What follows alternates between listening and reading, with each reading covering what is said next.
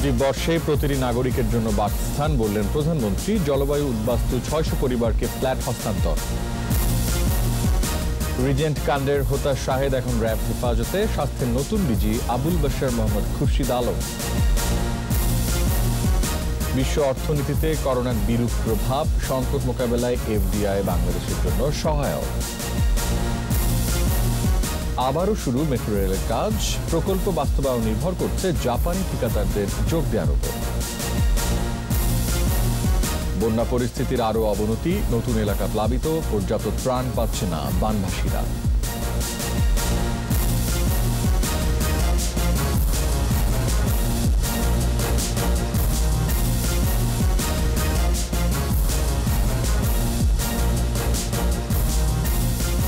শুনছিলেন first security ইসলামী bank limited সংবাদ শিরোনাম। আমন্ত্রণ জানাচ্ছি রাত 11:21 সংবাদে। আপনাদের সাথে আছে আমি রিয়াজ হাফিজ। দর্শক, 21 টেলিভিশনের সংবাদ একই সাথে সরাসরি দেখতে পাবেন আমাদের ফেসবুক পেজ www.facebook.com/2124 অনলাইনে। মাঝখানে ভ্যানিলা ক্রিম আর দুই পাশে বিস্কুট, ইয়াম্মি মজা। ক্রিমও খাও নিজের স্টাইলে।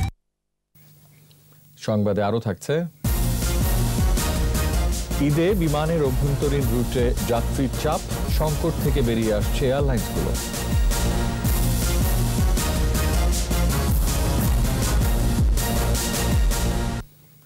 আর্থিক সীমাবদ্ধতা থাকলেও দারিদ্র্য ঘোচাতে গৃহহীনদের মাথা গোঁজার বন্দোবস্ত করে দেবে সরকার।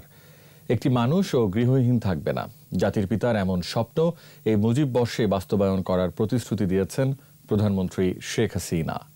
কক্সবাজারে খুরুশকুল আশ্রয়ণ প্রকল্পে ৬০০ পরিবারকে ফ্ল্যাট হস্তান্তর করে এ প্রতিশ্রুতি দেন প্রধানমন্ত্রী। আরও জানাচ্ছেন আকবর হোসেন সুমন। কক্সবাজারের খুরুশকুলে ৬৮২ একর খাস জমিতে বসবাস করত প্রায় ৪,৫০০ পরিবার। জলবায়ু উদ্বাস্তু এসব মানুষের মাথা গোঁজার ঠাঁই করতে গড়ে তুলেছিল অবৈধ আবাস। সম্প্রতি বিমানবন্দরের জন্য ওই জায়গা বরাদ্দ দিয়ে খতিয়ান চূড়ান্ত করে সরকার। চিহ্নিত জমিতে বসবাসরত পরিবারের পুনর্বাসনে বাঁকখালী নদী তীরের খুরুশকুলের ২৫৩.৩৫ একর জমিতে তৈরি করা হয়েছে আশ্রয়ণ প্রকল্প। নির্মাণ করা হয়েছে ৪ তলা বিশিষ্ট ২০টি ভবন। প্রতিটি ভবনে ৩২টি ইউনিট নিয়ে মোট ১৩৯টি ভবনে আশ্রয় হবে ৪,৫০০ পরিবারের। গণভবন থেকে ভিডিও কনফারেন্সের মাধ্যমে এই প্রকল্পের উদ্বোধন করেন প্রধানমন্ত্রী শেখ হাসিনা। ৭৫ পরবর্তী সময়ে ছোট বোন শেখ রেহানাকে নিয়ে শরণার্থী জীবনের স্মৃতিচারণ করে তিনি বলেন, গৃহহীনের মাথা গোঁজার ঠাঁই সরকারি করে দেবে। আমাদেরকে উদ্বাস্তু হিসেবেই থাকতে হয়েছিল, অর্থাৎ আমরা রিফিউজি হিসেবেই ছিলাম। কাজে রিফিউজি হিসেবে থাকার যন্ত্রণা সেটাও আমাদের জানা আছে। বাংলাদেশে এই গরিবারা হালে হলেও প্রত্যেকটা মানুষকে একটা ঘর, অন্তত মাথা গোঁজাটা ঠাঁই দেব। পরবর্তীতে তাদের কাজের জন্য সুবিধা, তাদের ট্রেনিং এবং কিছু টাকাও লোন দেওয়া হতো, যাতে নিজের পায়ে তারা দাঁড়াতে পারে। পরবর্তীতে ঘরবাড়ি নিজেরাই জমি কিনে বানানোর মতো স্বাচ্ছন্দ্যতা অর্জন করতে পারে, সেই লক্ষ্যে এই কাজ শুরু করি। শুধু আবাসনই নয়, কর্মহীনের দায় মিটবে প্রকল্পের অর্থনৈতিক কর্মকাণ্ডের সুবাদে। সেখানকার মানুষ আগে একসময় ওই চিংড়ি চাষ আর লবণ চাষ করা ছাড়া সাধারণ মানুষের জীবন জীবিকার কোনো পথই ছিল না, কিন্তু এখন আমরা বহুমুখী কর্ম পরিকল্পনা নিয়েছি। একদিকে যেমন আমাদের পর্যটন কেন্দ্রগুলি হবে ২-৩টি, সেই সাথে সাথে অন্যান্য জীবন জীবিকার ব্যবস্থা আমরা করে দিচ্ছি। তাছাড়া সেখানে একটি আমরা বিশেষ অর্থনৈতিক অঞ্চলও করে দেব। করোনায় উন্নয়নের স্রোতে বাধা আসলেও থামবে না অগ্রযাত্রা। সরকার প্রধানের বক্তব্যে ছিল এমনই দৃঢ়তা। আমাদের কাজের গতি খুব ভালো ছিল, কিন্তু এই করোনা ভাইরাস এসে আমাদের সব জায়গায় একটা বাধার সৃষ্টি করেছে। যাক, আমি সবাইকে অনুরোধ করব যে আপনারা এই স্বাস্থ্য সম্পর্কে যে নির্দেশনাগুলি আছে, অর্থাৎ মাস্কটা পরে থাকবেন, বাইরে যখন কারোর সাথে কথা বলবেন বা যেখানে যাবেন, বাজার হাটে যাবেন বা চলাচল করবেন, তখন এই মাস্কটা আপনারা ব্যবহার করবেন এবং নিজেরা সুরক্ষিত থাকবেন। আশ্রয়ণ প্রকল্পে আধুনিক শহরের সব সুবিধা নিশ্চিতের প্রতিশ্রুতি দেন প্রধানমন্ত্রী। জাতির পিতার এই জন্মশত বর্ষে আমাদের লক্ষ্য যে বাংলাদেশে একটি মানুষও গৃহহারা থাকবে না। আকবর হোসেন সুমন, 21 টেলিভিশন, ঢাকা। রিজেন্ট হাসপাতালের চেয়ারম্যান শাহেদ করিম সহ ৩ জনকে র্যাবের কাছে হস্তান্তর করেছে ঢাকা মহানগর গোয়েন্দা পুলিশ। বৃহস্পতিবার মামলা নথিপত্র সহ র্যাবের কাছে হস্তান্তর করা হয় তাদের। গত 15 জুলাই ভোরে সাতক্ষীরা সীমান্তের দেবহাটা থেকে শাহেদকে গ্রেফতার করে র্যাব। শাহেদ ও তার 16 সহযোগীর বিরুদ্ধে 3টি মামলাও দায়ের করে তারা। শুরুতে মামলা থানা পুলিশের হাতে থাকলেও পরে তদন্তের দায়িত্ব পায় গোয়েন্দা পুলিশ। তারা শাহেদকে 10 দিনের রিমান্ডে নিয়ে জিজ্ঞাসাবাদও শুরু করে। তবে শাহেদকে গ্রেফতারের কাজটি করা র্যাব শুরু থেকেই মামলাগুলোর তদন্তভার পেতে চাইছিল। 21 জুলাই স্বরাষ্ট্র মন্ত্রণালয় অনুমোদন করলে তদন্তের দায়িত্ব পায় র্যাব। বৃহস্পতিবার দুপুরে শাহেদ ও তার 3 সহযোগীকে গোয়েন্দা পুলিশের কাছ থেকে র্যাবের হেফাজতে নেওয়া হয়। সংবাদ সম্মেলনে র্যাব জানায়, শাহেদের বিরুদ্ধে 12.5 কোটি টাকার আর্থিক দুর্নীতির তথ্য পাওয়া গেছে।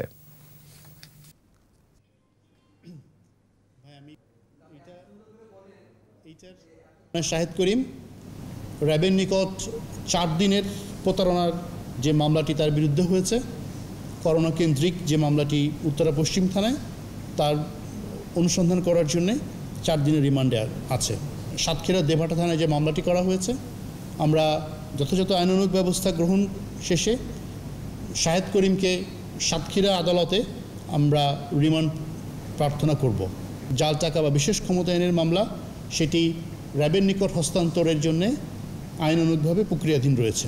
বিভিন্ন কয়েদি যারা আছেন দেশের বিভিন্ন কারাগারে, তাদেরকে মুক্ত করে দেবার নামে প্রতারণা করে তাদের কাছ থেকে অর্থ হাতিয়ে নিয়েছেন।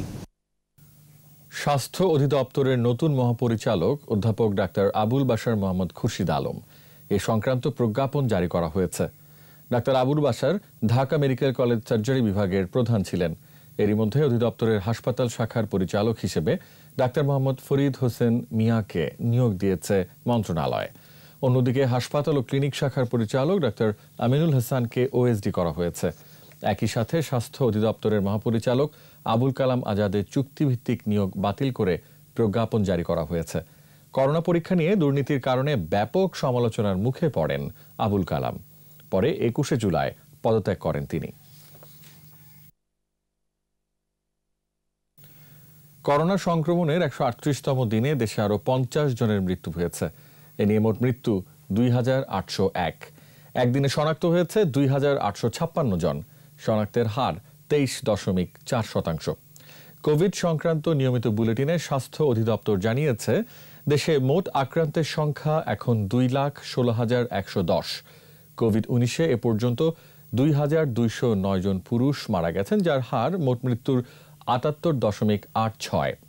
করোনায় এ পর্যন্ত মৃত্যু হয়ে 592 জন নারী মারা গেছেন, যা মোট মৃত্যুর 21.14%। সংক্রমণ প্রতিরোধে নিয়মিত স্বাস্থ্যবিধির পাশাপাশি মানসিক স্বাস্থ্য উজ্জীবিত রাখতে শরীর চর্চার পরামর্শ দিয়েছে স্বাস্থ্য অধিদপ্তর। শনাক্ত হয়েছে 2,856 জন। এ পর্যন্ত শনাক্ত 2,16,110 জন। 24 ঘন্টায় মৃত্যুবরণ করেছেন 50 জন। এ পর্যন্ত 2,801 জন। শনাক্ত বিবেচনায় মৃত্যুর হার 1.30%। করোনার বিরূপ প্রভাবে চাপে পড়েছে বাংলাদেশ সহ বিশ্ব অর্থনীতি। এই সংকট মোকাবেলায় বাংলাদেশের জন্য সহায়ক হতে পারে সরাসরি বিদেশি বিনিয়োগ। এজন্য প্রতিযোগী দেশগুলোকে বিবেচনায় রেখে বিনিয়োগ নীতি প্রণয়ন করতে হবে। করোনা সংকটে আন্তর্জাতিক বাণিজ্য নিয়ে ইকোনমিক রিপোর্টার্স ফোরাম ERF এর অনলাইন কর্মশালায় এ কথা বলেন বাণিজ্যমন্ত্রী টিপু মুন্সি। আরো জানাচ্ছেন মেহেদী হাসান। করোনা মহামারীতে স্থবির বিশ্ব বাণিজ্য। এমন পরিস্থিতিতে আমদানি রপ্তানি দুই কমেছে বাংলাদেশের। তবে রেমিটেন্স প্রবাহ ঊর্ধ্বমুখী থাকায় বেড়েছে বৈদেশিক মুদ্রার রিজার্ভ। অর্থনীতিবিদরা বলছেন, আগামীতে রেমিটেন্স প্রবাহেও ভাটা পড়বে। পাশাপাশি ইউরোপ আমেরিকায় করোনা সংক্রমণ পরিস্থিতি স্বাভাবিক হতে আরও সময় লাগলে রপ্তানি আয় আগের অবস্থায় ফিরিয়ে নেওয়া কঠিন হবে। আমরা কোভিড না আসলে ওই $9 বিলিয়ন এক্সট্রা পেতাম।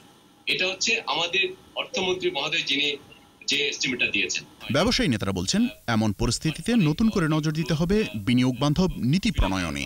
রপ্তানির ক্ষেত্রে যে পলিসিগুলো আমরা করব, এখানে কিভাবে we should go forward. Research এবং এভিডেন্সে আমাদের কিছু দুর্বলতা আছে, যেখানে আমরা পলিসি গুলো করি অনেকটা কাট এন্ড পেস্ট। ব্যবসায়ী নেতাদের সাথে একমত বাণিজ্যমন্ত্রী। বলছেন, বিনিয়োগ নীতি হতে হবে প্রতিযোগী দেশগুলোর চাইতে আকর্ষণীয়।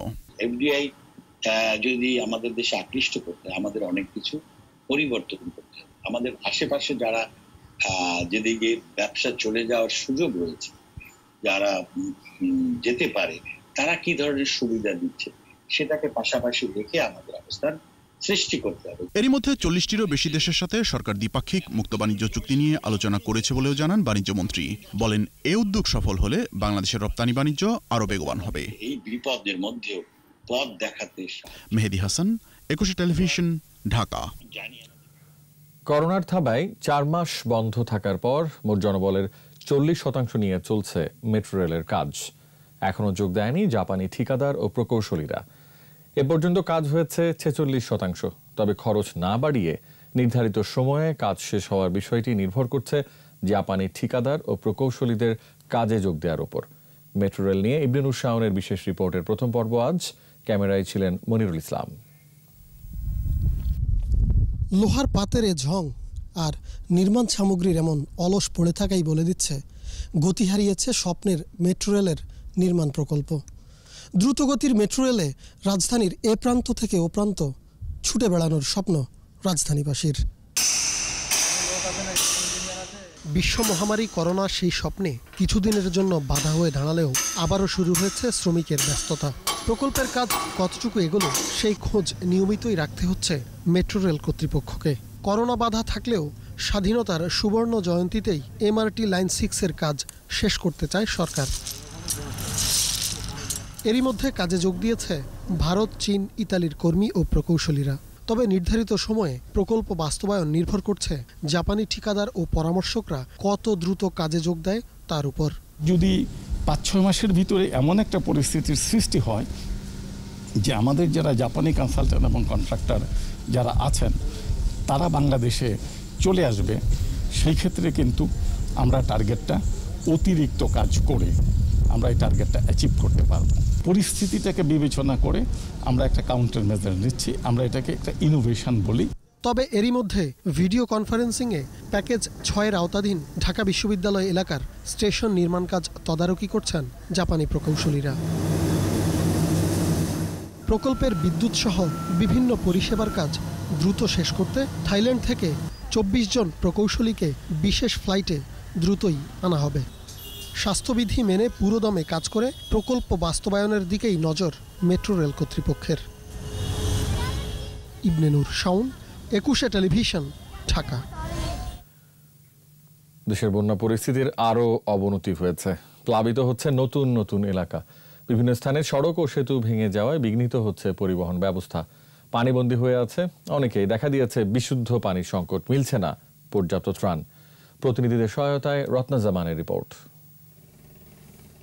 শরীয়তপুরে প্লাবিত হচ্ছে নতুন নতুন এলাকা। 4টি পৌরসভা সহ সদর, নড়িয়া, জাজিরা ও ভেদরগঞ্জ উপজেলার 50টি ইউনিয়নের বিভিন্ন এলাকা এখন পানির নিচে। পানিবন্দী হয়ে পড়েছে 2 লাখেরও বেশি মানুষ। দেখা দিয়েছে খাবারের সংকট।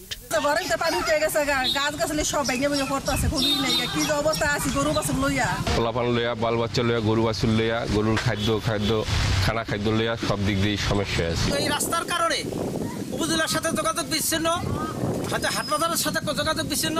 বানভাসী 22,000 পরিবারের মধ্যে 100 টন খাদ্য সামগ্রী বিতরণ করেছে স্থানীয় জনপ্রতিনিধিরা। সুনামগঞ্জে সুরমা, কুশিয়ারা, জাদুকাটা সহ জেলার সবকটি নদীর পানি বেড়ে বন্যা পরিস্থিতির আরও অবনতি হয়েছে। বন্যায় জেলার 11টি উপজেলার নিম্নাঞ্চলের লক্ষাধিক মানুষ পানিবন্দী। লালমনিরহাটে তিস্তা নদীর পানি কমলেও বেড়েছে ধরলার পানি। প্লাবিত হয়েছে সদর, আদিতমারির, দুর্গাপুর সহ বিভিন্ন গ্রামে। বাড়িঘর ছেড়ে উঁচু রাস্তা ও বাঁধের উপর আশ্রয় নিয়েছে মানুষ। এই যে নৌকা যাচ্ছি, এই যে 20 টাকা দেওয়া না 2 জনদার, হ্যাঁ কামাই তো নাইতে নাই, আবার তবির এমনি তলায় আছি, তাও বেরিয়ে পাকে সমস্যা। হঠাৎ মরাত আসে বাড়ি ঘরে একবারে ডুবে যায়, এখন কিছু করার নাই, কোনো কিছুই আমরা পাই নাই, আছে খুব কষ্টের উপরে। কুড়িগ্রামে বন্যায় দুর্ভোগে প্রায় 4 লাখ মানুষ। তলিয়ে গেছে ঘরবাড়ি, ক্ষতিগ্রস্ত প্রায় 10,000 ফসলি জমি, ডুবে গেছে শিক্ষা প্রতিষ্ঠান। ফরিদপুরের সদর সহ 3 উপজেলার শতাধিক গ্রামের লক্ষাধিক মানুষ পানিবন্দী। দেখা দিয়েছে পানিবাহিত নানা রোগ। টাঙ্গাইলে যমুনা ও ধলেশ্বরী নদীর পানি কমলেও ঝিনাই নদীর পানি বেড়ে নতুন নতুন এলাকা প্লাবিত। বাসাইলের 6টি ইউনিয়ন ও 1টি পৌরসভার প্রায় 60,000 মানুষ পানিবন্দী। সড়ক ও সেতু ধসে যাওয়ায় যোগাযোগ বিচ্ছিন্ন হয়েছে। বন্যায় তলিয়ে গেছে বাড়িঘর ও আবাদি ফসল। এদিকে গাজীপুরে তুরাগ ও বংশী নদীর পানি বেড়ে কালিয়াকৈরের সূত্রাপুর ও ঢালজোড়া ইউনিয়নের নিম্নাঞ্চল প্লাবিত। এসব স্থানের নিচু রাস্তাঘাট তলিয়ে গেছে পানিতে, ভেসে গেছে পুকুরের মাছ। রত্না জামান, 21 টেলিভিশন। স্বাস্থ্যবিধি মেনে চলুন, সুস্থ থাকুন। বিরতি নিচ্ছি, যখন ফিরছি তখন থাকছে। দুর্নীতি সহ্য করা হবে না, কৃষিমন্ত্রীর হুঁশিয়ারি। অনিয়মের প্রমাণ পাওয়া গেলে হারাতে হবে চাকরি। ভালুকার ভিজিএফ চাল বিক্রি, ইউপি চেয়ারম্যান রিমান্ডে, ডিলার চৌকিদার জেলে।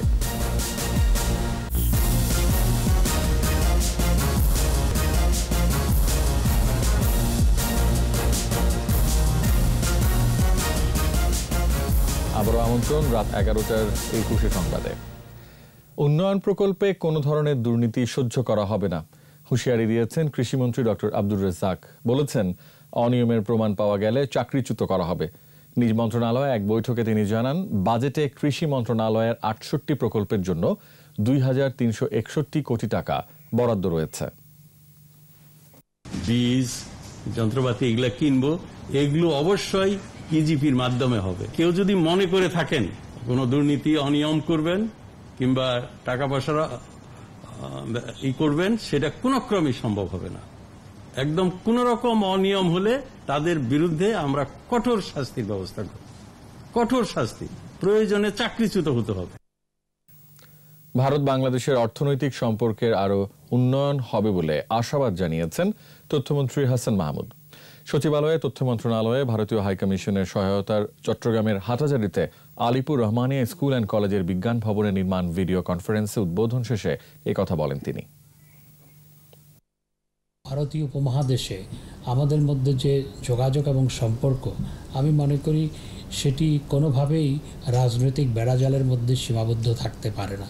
এবং ধীরে ধীরে আমরা যেভাবে আমাদের মধ্যে সম্পর্কটা উন্নয়ন করছি এবং আমাদের মধ্যে যে ইন্টিগ্রেশনটা বাড়াচ্ছি, এটি আজকের গ্লোবাল ভিলেজ যখন পৃথিবী হয়ে গেছে তখন সেটি কাঙ্ক্ষিত এবং এটি উভয় দেশের অর্থনৈতিক উন্নয়নের ক্ষেত্রে অত্যন্ত ইতিবাচক ভূমিকা পালন করবে।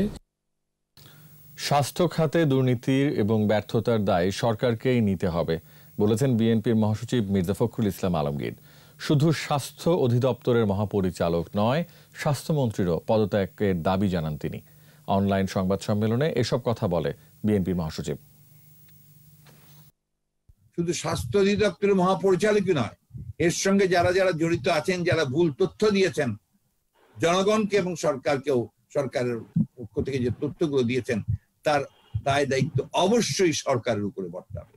এবং সেই কারণে আমরা মনে করি যেখানে শুধু মহাপরিচালকের রেজিগনেশন নয়, মহাপরিচালকের বিচার ও একই সঙ্গে স্বাস্থ্যমন্ত্রীর পদত্যাগ ইতিমধ্যে যা দাবি করা হয়েছে, এটা অত্যন্ত যৌক্তিক একটি দাবি। করোনা মোকাবেলায় নারী ও শিশুদের জন্য নতুন প্রকল্প ও কর্মসূচি নেওয়া হবে জানিয়েছেন মহিলা ও শিশু বিষয়ক প্রতিমন্ত্রী ফজিলাতুন্নেসা ইন্দিরা। সচিবালয়ে বৈঠকে মন্ত্রী বলেন, বৈশ্বিক মহামারী কোভিড-19 সংক্রমণে বিশ্বের অন্যান্য দেশের মতো বাংলাদেশেও কঠিন চ্যালেঞ্জ মোকাবেলা করছে। প্রাতিষ্ঠানিক ও অপ্রাতিষ্ঠানিক খাতের নারী কর্মীরা কর্মহীন হচ্ছেন, তবে বর্তমান সরকারের প্রণোদনা প্যাকেজে তারা উপকৃত হচ্ছেন। মন্ত্রী জানান, নারী ও শিশুদের প্রতি যে কোনো ধরনের সহিংসতা বন্ধে মাঠ পর্যায়ে মন্ত্রণালয় কাজ করছে। যশোর 6 আসনের জাতীয় সংসদের সদস্য হিসেবে শপথ নিলেন জেলা আওয়ামী লীগের সাধারণ সম্পাদক শাহীন চাকলাদার। জাতীয় সংসদ ভবনে শপথ গ্রহণ শেষে ধানমন্ডি 32 নম্বরে জাতির পিতা বঙ্গবন্ধু শেখ মুজিবুর রহমানের প্রতিকৃতিতে শ্রদ্ধা নিবেদন করেন তিনি। নেতাকর্মীদের নিয়ে বঙ্গবন্ধুর প্রতিকৃতিতে পুষ্পস্তবক অর্পণ করে কিছুক্ষণ নীরবে দাঁড়িয়ে থাকেন। এরপর নবনির্বাচিত সংসদ সদস্যকে ফুল দিয়ে শুভেচ্ছা জানান যশোরের বিভিন্ন উপজেলার নেতাকর্মীরা। নেতাকর্মীদের শুভেচ্ছার জবাবে সবার প্রতি কৃতজ্ঞতা জানান শাহীন চাকলাদার। গত 14 জুলাই যশোর 6 আসনের নির্বাচনে 1,24,000 ভোট পেয়ে নির্বাচিত হন তিনি। ভালুকার মেদুয়ারি ইউনিয়নের ভিজিএফ চাল বিক্রির অভিযোগে চেয়ারম্যান জেসমিন নাহার রানীকে একদিনের রিমান্ড মঞ্জুর করেছে আদালত। এ ঘটনায় গ্রেফতার ডিলার নুরু মিয়া ও চৌকিদার আকবরকে জেলে পাঠানো হয়েছে। গেল 3 দিন ধরে 10 কেজির জায়গায় 6 থেকে 9 কেজি করে 3,700 জনকে ভিজিএফ এর চাল দেয়া হয়। বাকি 300 কার্ডধারী চাল না পেয়ে চেয়ারম্যান জেসমিন নাহার রানীকে অবরুদ্ধ করে রাখে।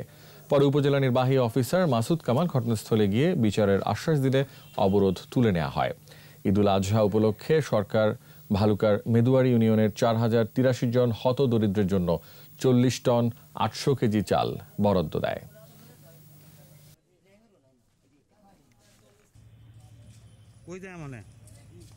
এই পরিষদ থেকে চালে কোনো অনিয়ম হয়েছে কিনা, যে আমাদের গোডাউন থেকে যে চালগুলো এখানে আসার কথা সে চালগুলো যথাযথভাবে এসেছে কিনা, কিংবা এখান থেকে আসার পরে এখানে চালগুলো অন্যত্র সরানো হয়েছে কিনা, সেগুলো আমরা তদন্ত সাপেক্ষে তদন্ত চলছে।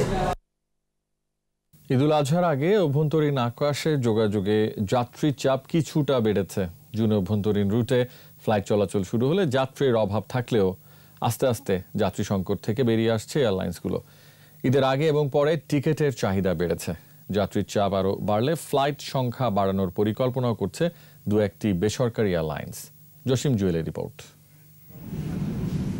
করোনার কারণে সবচেয়ে খারাপ পরিস্থিতির মুখে এভিয়েশন খাত। প্রায় 3 মাস বন্ধ থাকার পর 1 জুন থেকে অভ্যন্তরীণ রুটে বিমান চলাচল শুরু হলেও যাত্রী পাচ্ছিল না এয়ারলাইন্সগুলো।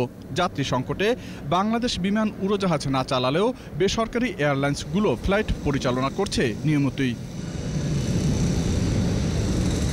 ইউএস বাংলার জিএম জানান, সব ধরনের স্বাস্থ্যবিধি মেনে ফ্লাইট পরিচালনা করছে তারা। শুরুর দিকে যাত্রী কম থাকলেও দিনে দিনে বাড়ছে বলেও জানান তিনি। স্বাস্থ্যবিধির নির্দেশনা অনুযায়ী যদি আমরা পরিচালনা করতে পারি, প্যাসেঞ্জার ডেফিনেটলি এয়ারলাইন্সে মুভ করবে। বাট বর্তমান অবস্থায় কম্পারেটিভলি গত মাসের চেয়ে আমি বলবো যে কিছুটা যাত্রী বৃদ্ধি পেয়েছে। ঈদকে কেন্দ্র করে আগাম টিকিট কাটছেন যাত্রীরা।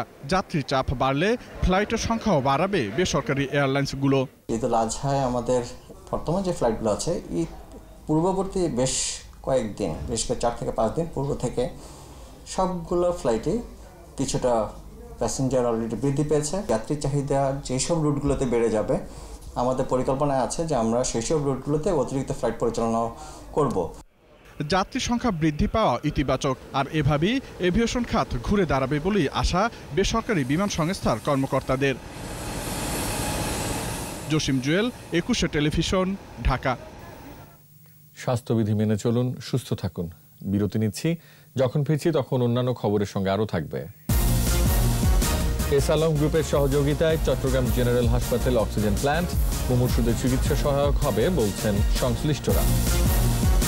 আগামী বছরের শুরুতে মিলবে করোনার ভ্যাকসিন বলছে বিশ্ব সংস্থা। বিশ্বজুড়ে আক্রান্ত 1.5 কোটি।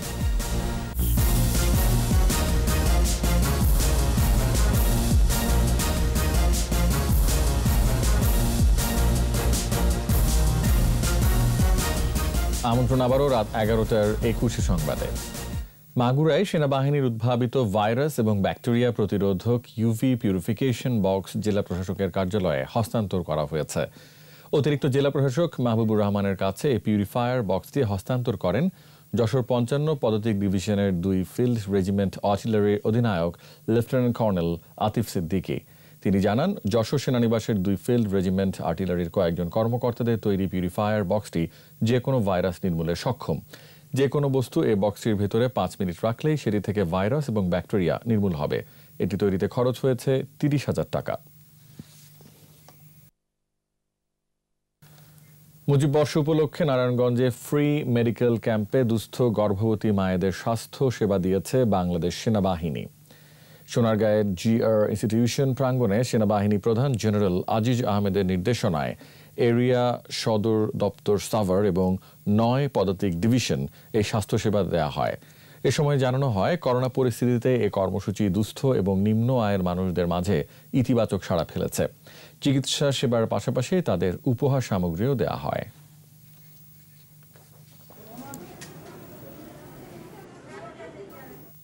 করোনা চিকিৎসায় অক্সিজেন সংকট ঠেকাতে চট্টগ্রাম জেনারেল হাসপাতালে স্থাপিত হলো সেন্ট্রাল প্ল্যান্ট।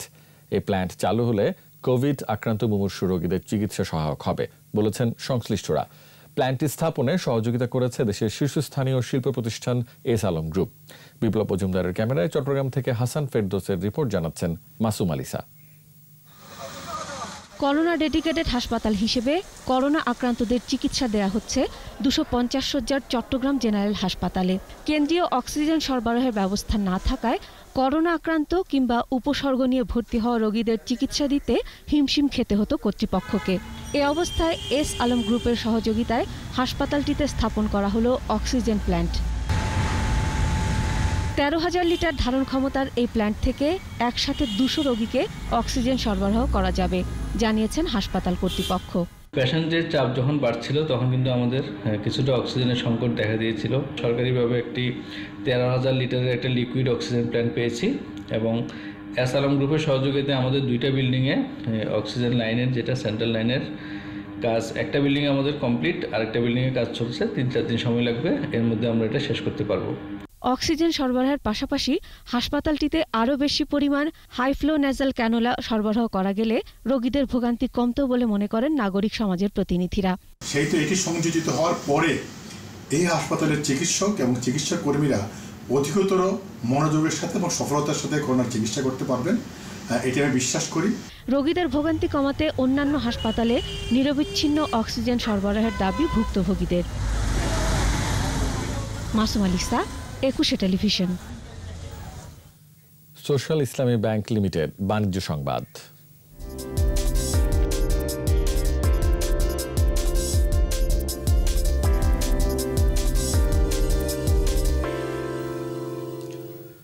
করোনা পরিস্থিতিতে ক্ষুদ্র ও মাঝারি শিল্প উদ্যোক্তাদের উৎপাদিত পণ্য বাজারজাত, প্রচার ও প্রসারের জন্য বিসিক এবং ঐক্য ফাউন্ডেশনের মধ্যে সমঝোতা স্মারক সই হয়েছে।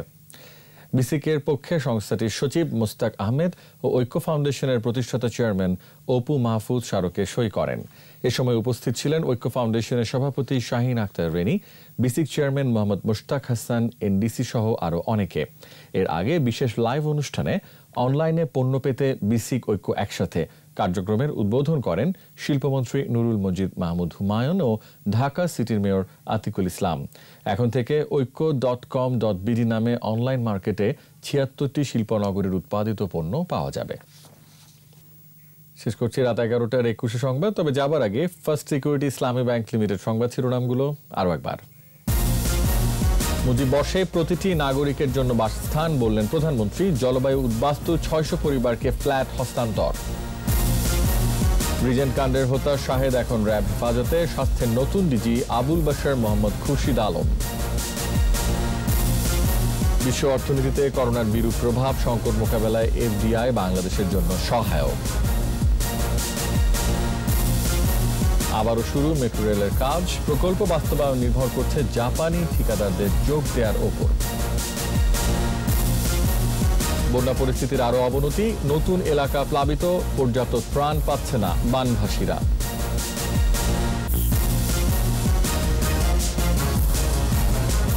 সর্বশেষ খবর জানতে ডায়াল করুন 2021 নম্বরে, আর ভিজিট করুন 21-tv.com ওয়েবসাইটে।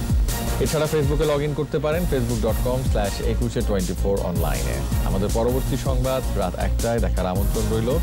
দর্শক, স্বাস্থ্যবিধি মেনে চলুন, সুস্থ থাকুন, 21 সংবাদ দেখুন, সঙ্গেই থাকুন।